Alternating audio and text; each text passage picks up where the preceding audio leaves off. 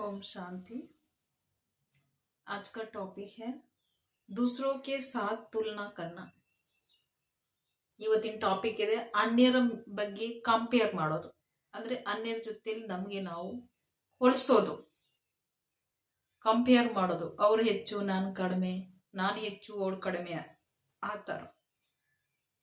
यदि आप आत्मविश्वास में अपनी प्रगति की तुलना दूसरों से करोगे तो आप तीन तरह से दोषों के शिकार हो सकते हो. या तो आप स्वयं को दूसरों से हीन समझेंगे या श्रेष्ठ, अथवा उनसे प्रभावित हो जाएंगे. ये तीनों स्थितियां हानिकारक है क्योंकि यह हमारे सच्चे आपसी संबंध के आधारभूत सिद्धांत की अपेक्षा करती है. यह सिद्धांत व्यक्तिगत रूप से निर्मित आत्म गौरव पर आधारित आपसी प्यार व सम्मान का सिद्धांत है. ಒಂದು ವೇಳೆ ನೀವು ನಿಮ್ಮ ಆತ್ಮವಿಶ್ವಾಸದ ಮೇಲೆ, ಆತ್ಮದ ಶಕ್ತಿದ ಮೇಲೆ ನಿಮ್ಮ ಪ್ರಗತಿ ಇದ್ದು, ಅರ್ಥಾತ್ ನೀವು ಎಷ್ಟು ಮುಂದುವರಿತಾ ಇದ್ದೀರಾ ಅದರ ಬಗ್ಗೆ ನೀವು ತೂಕ ಮಾಡ್ತಾ ಇದ್ದೀರಾ ಅಂದ್ರೆ ಅನ್ಯರ ಜೊತೆಲಿ ತೂಕ ಮಾಡ್ತಾ ಇದ್ದೀರಾ ಅಂದ್ರೆ ಇದು ಮೂರು ಪ್ರಕಾರದಿಂದ ಒಂದ್ ರೀತಿಯಿಂದ ದೋಷ ಭರಿತವಾದದಿದೆ, ಮೂರು ಪ್ರಕಾರದಿಂದ ಕೆಟ್ಟದಿದೆ. ಇದರಿಂದ ನೀವು ವೀಕ್ ಆಗಬಹುದು. ಅದರಲ್ಲಿ ಮೊದಲನೇದಾಗಿ ನೀವು ಅನ್ಯರಿಂದ ಅಂದ್ರೆ ನೀವು ಬೇರೆಯವರಿಂದ ನೀವು ಕೀಳಿದ್ದೀರಾ ಅಂತ ತಿಳ್ಕೊಂಡಿದ್ದೀರಾ, ಇಲ್ಲ ಅಂದ್ರೆ ನಾನು ಶ್ರೇಷ್ಠ ಮೇಲಿದ್ದೀನಿ ಅಂತ ತಿಳ್ಕೊಂಡಿದ್ದೀರಾ, ಇಲ್ಲ ಅಂದ್ರೆ ಏನಾಗುತ್ತೆ ಅವ್ರ ಪ್ರಭಾವದಲ್ಲಿ ನೀವು ಹೊರಟು ಹೋಗ್ತೀರಾ. ಅವ್ರಕ್ಕಿಂತ ನಾನು ಮೇಲಾಗಿದ್ದೀನಿ, ಇಲ್ಲಾಂದ್ರೆ ಕೀಳಾಗಿದ್ದೀನಿ, ಇಲ್ಲಾಂದ್ರೆ ಅವ್ರ ಪ್ರಭಾವದಲ್ಲಿ ಹೊರಟು ಹೋಗ್ತೀರಾ. ಒಂದು ವೇಳೆ ನೀವು ಅನ್ಯರ ಜೊತೆಲಿ ಕಂಪೇರ್ ಮಾಡ್ತೀರ, ದೊಡ್ಡ ವೀಕ್ನೆಸ್ ಇದೆ.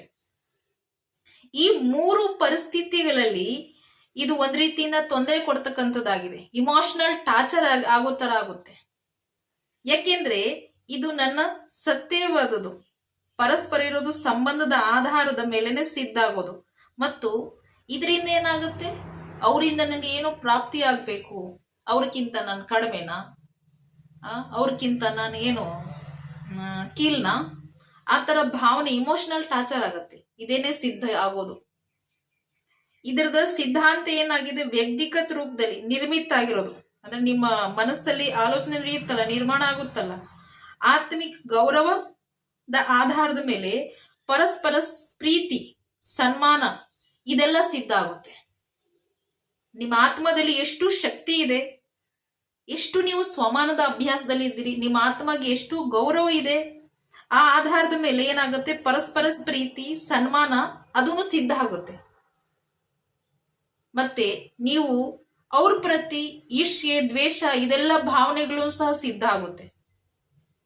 ಇದು ಒಟ್ಟಿನಲ್ಲಿ ಆತ್ಮ ವೀಕ್ ಆಗಿದೆ ಅಂತ ಸಂಕೇತ. ಆತ್ಮಶಕ್ತಿ, ಆತ್ಮಬಲ ಎಷ್ಟಿರ್ಬೇಕಾಗಿತ್ತು ಅಷ್ಟು ಇಲ್ಲ, ಅದರದ ಸಂಕೇತ ಅಂತ. स्वयं को इस प्रकार की त्रुटियों से बचाने के लिए ध्यान रहे कि आप अंतर्मुखी रहे और अपने शुद्ध गौरव के आध्यात्मिक अनुभव की और प्रवृत्त रहे.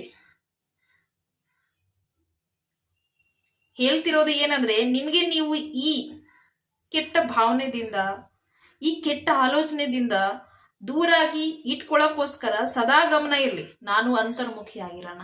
ಅಂತರ್ಮುಖಿ ಅಂದ್ರೆ ಯೋಗಯುಕ್ತವಾಗಿ ಆತ್ಮಾಭಿಮಾನಿ ಸ್ಥಿತಿ, ಆತ್ಮದ ಬಲವನ್ನ ಹೆಚ್ಚಿಸ್ಕೊಳ್ಳೋಕ್ಕೋಸ್ಕರ ಗಮನ ಕೊಡೋಣ. ಮತ್ತು ನೀವು ಶುದ್ಧ ಗೌರವದಲ್ಲಿ, ಶುದ್ಧ ಗೌರವ ಅಂದ್ರೆ ಬಾಬರವ್ರ ಮನೆಯಲ್ಲಿ ಬಾಬನ ಮಹಾವಾಕ್ಯ ಅನುಸಾರ ಶುದ್ಧ ಗೌರವ ಅಂದ್ರೆ ಸ್ವಮಾನದ ಸ್ಥಿತಿ. ಸ್ವಮಾನದ ಸ್ಥಿತಿ ಆಧ್ಯಾತ್ಮಿಕತೆಯ ಅನುಭವ ಅವಶ್ಯಕತೆ ಇದೆ. ಮತ್ತು ಇದೆಲ್ಲ ಮಾತದಿಂದ ಪ್ರವೃತ್ತಿ ಇರೋಣ. ಪ್ರವೃತ್ತಿ ಅಂದ್ರೆ ಈ ಮಾತದಿಂದ ದೂರ ಆಗೋದು, ನಾನು ಅವ್ರಕ್ಕಿಂತ ಮೇಲ್ನ ಕೀಲ್ನ, ಈ ಭಾವನೆಯಿಂದ ದೂರ ಆಗಿರೋದೇ ಒಳ್ಳೆಯದೇ. अपने श्रेष्ठ आत्म सम्मान की स्थिति में स्थित रहने से आपको सहायता मिलेगी, जिससे आप चारों ओर से लोगों से घिरे रहने पर भी शांत रह सकते हैं.